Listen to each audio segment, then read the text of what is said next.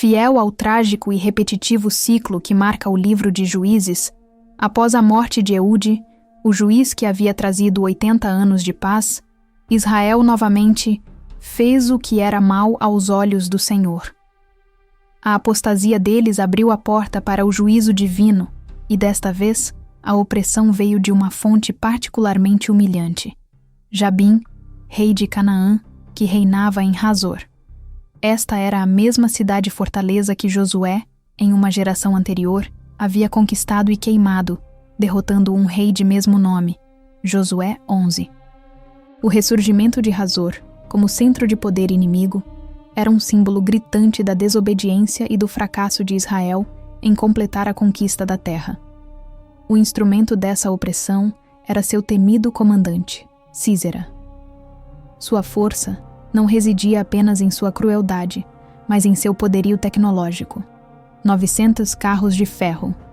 Para entendermos o peso disso, precisamos nos imaginar no cenário da época. Os carros de ferro eram a arma de guerra mais avançada, os tanques de guerra da antiguidade. Eles dominavam as planícies, eram velozes, letais e psicologicamente aterrorizantes para um exército de infantaria como o de Israel, composto majoritariamente por agricultores e pastores. Por 2 longas décadas, Sísera oprimia violentamente os israelitas. Isso não era apenas uma taxação pesada, era um regime de terror que sufocava a nação. O Cântico de Débora, no capítulo 5, pinta um quadro vívido dessa realidade. As estradas principais estavam abandonadas, as caravanas deixaram de passar e os moradores das aldeias viviam escondidos. Juízes 5, 6, 7. A vida cotidiana era paralisada pelo medo. As colheitas eram saqueadas, o comércio era impossível e a esperança era um recurso escasso. 20 anos é tempo suficiente para uma geração inteira nascer e crescer sob o jugo do medo, sem conhecer a liberdade. Esgotado, humilhado e sem qualquer outra saída, o povo de Israel fez o único movimento que lhes restava. Clamou ao Senhor. Não foi uma oração de rotina, mas um grito de desespero vindo do fundo do poço da aflição. Esse clamor, nascido da dor e do arrependimento, quebrou o silêncio de 20 anos. E como sempre em sua fidelidade, Deus ouviu esse grito, preparando o palco para o levantamento de uma líder improvável que iniciaria o livramento. Com toda certeza, vamos enriquecer essa sessão, explorando as nuances da liderança de Débora, a profundidade da hesitação de Baraque e a magnitude da intervenção divina na batalha. Em meio ao vácuo de liderança masculina e à paralisia espiritual de Israel, surge uma figura singular e poderosa: Débora. Seu título triplo: profetisa, juíza e mãe em Israel. Juízes 5:7. A estabelece como o coração espiritual e judicial da nação. Ela não era uma líder autoimposta. O povo vinha até ela, buscando a sabedoria de Deus sob a palmeira de Débora. Um oásis de justiça e ordem em uma terra consumida pelo caos. Sua autoridade não emanava de força militar ou linhagem, mas de uma conexão íntima e direta com o próprio Senhor. Foi nesse papel de porta-voz divina que Débora recebeu uma ordem estratégica e clara de Deus. A instrução não era vaga. Ela deveria convocar um homem específico, Baraque, de Quedes, em Naftali, e comissioná-lo em nome do Senhor. O plano de batalha também foi revelado: reunir 10.000 homens das tribos de Naftali e Zebulon no Monte Tabor. Deus fez uma promessa inequívoca. Ele atrairia Sísera, com seus temidos carros e suas tropas, para o rio Quizon e o entregaria nas mãos de Baraque. A vitória era garantida antes mesmo de a primeira espada ser desembainhada. Contudo, diante desta promessa divina cristalina, a fé de Baraque vacilou. O peso das 2 décadas de opressão e a imagem aterrorizante dos 900 carros de ferro falaram mais alto que a palavra do Deus de Israel.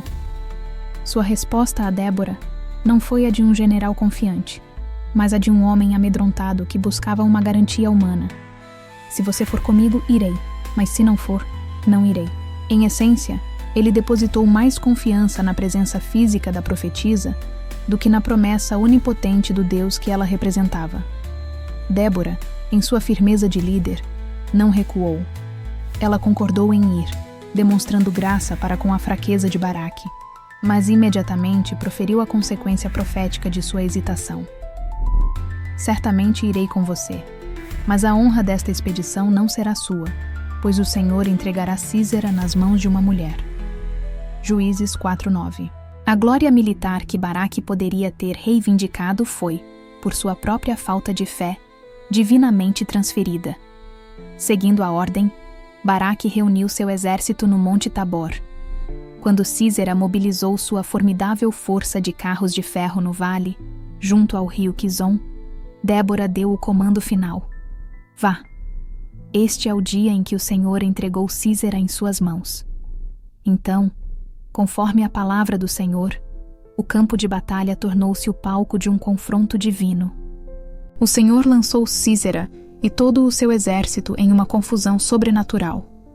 O Cântico de Débora, Juízes 5, revela a arma secreta de Deus, uma tempestade torrencial. Os céus se abriram e o antigo rio Quizon transbordou, transformando a planície seca em um atoleiro mortal.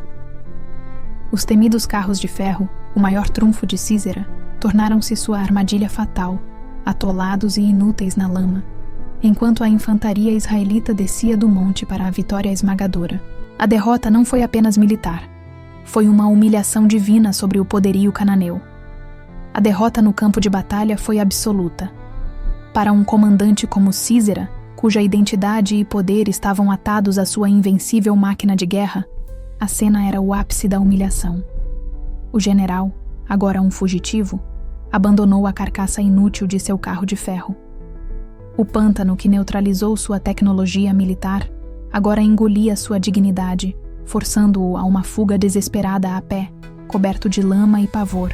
Em sua mente, ele buscava um refúgio, um único lugar onde a espada israelita não o alcançaria. E ele se lembrou de Éber, o queneu. O clã de Éber, descendentes do sogro de Moisés, mantinha uma neutralidade estratégica, firmada por um acordo de paz com o rei Jabim.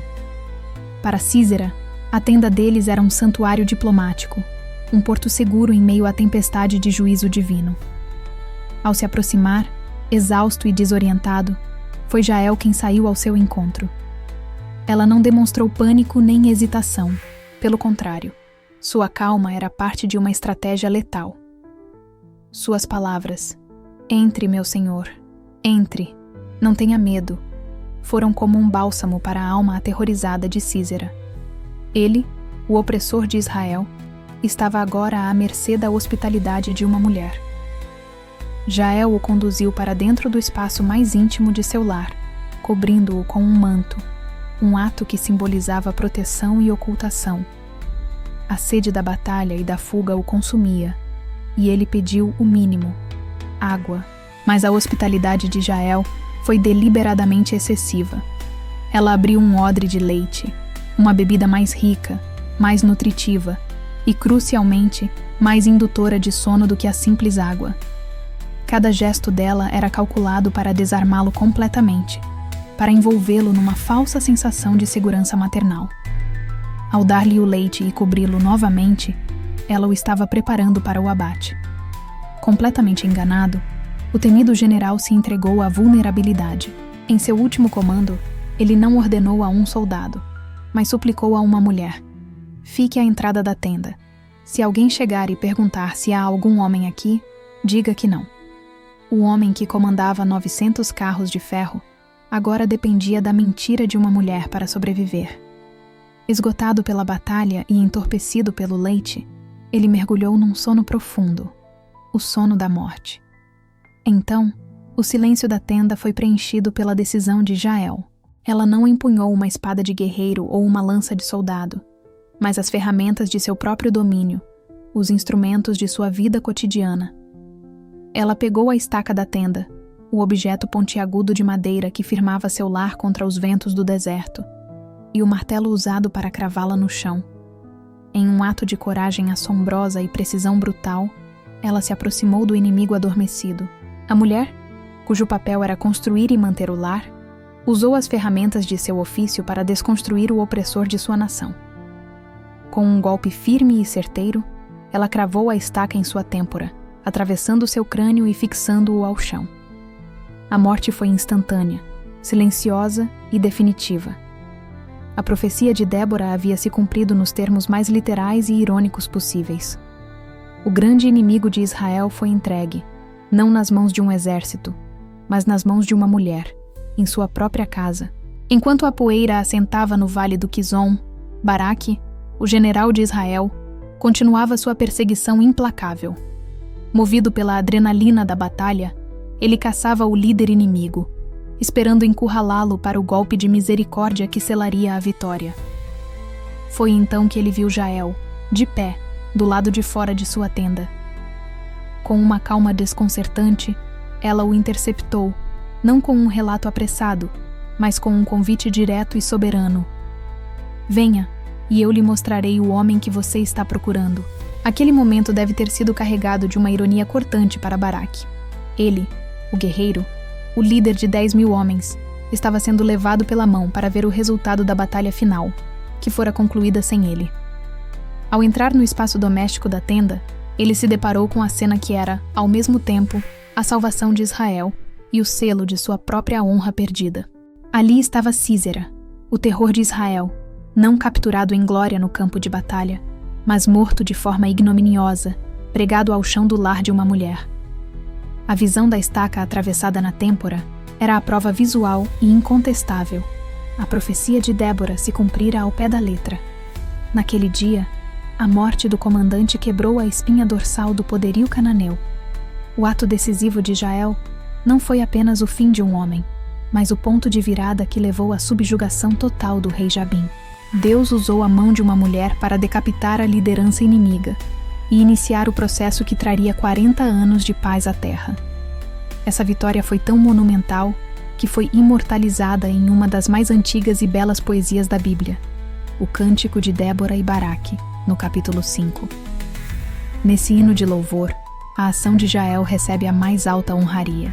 A canção a exalta acima de todas as outras mulheres.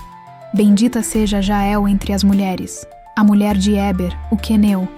Bendita seja entre as mulheres que habitam em tendas. Juízes 5:24. Essa bênção específica, entre as mulheres que habitam em tendas, não é um detalhe menor. É uma celebração do fato de que ela usou seu ambiente, seu domínio e suas ferramentas domésticas para executar um ato de justiça de proporções épicas. Ela não precisou se tornar um homem ou ir ao campo de batalha. Ela transformou seu lar em um altar de libertação. A história de Jael força uma reavaliação de qualquer visão superficial da feminilidade bíblica, que muitas vezes é erroneamente limitada a traços de gentileza e passividade. Jael nos oferece um retrato mais completo e poderoso: coragem e fortaleza. A feminilidade bíblica não é ausência de medo, mas a capacidade de agir com determinação apesar dele. Jael demonstrou uma coragem visceral. Sozinha com o mais brutal inimigo de seu povo, ela não se acovardou nem esperou por resgate. Ela agiu com uma resolução de aço, tornando-se a executora da justiça divina. Sua força nos recorda que mulheres como Débora, Esther e Ruth não foram admiráveis por se encaixarem em um molde, mas por quebrarem as expectativas de sua época para cumprirem o chamado de Deus, sabedoria e astúcia estratégica. A ação de Jael foi uma aula de sagacidade. Ela não se valeu da força bruta, mas de uma inteligência estratégica impecável.